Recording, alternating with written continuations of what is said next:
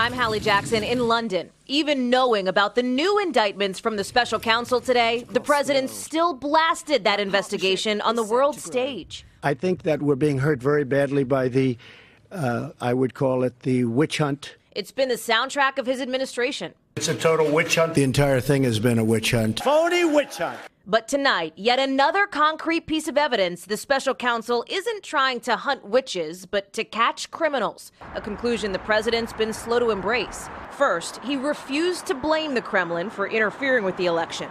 Could be Russia, but it could also be China. It could also be lots of other people. It also could be somebody sitting on their bed that weighs 400 pounds, okay? She doesn't know if it's the Russians doing the hacking. Maybe there is no hacking.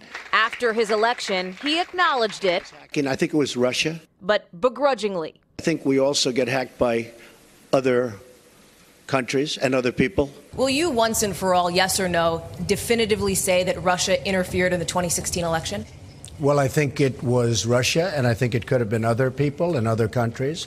Could have been a lot of people interfered. He asked Putin, who denied it. I believe he believes that, and that's very important for somebody to believe. I believe that he feels that he and Russia did not meddle in the election.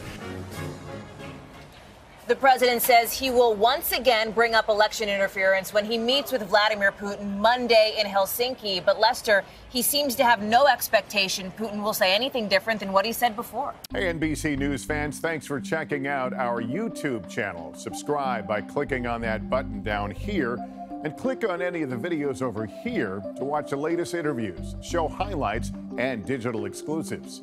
Thanks for watching.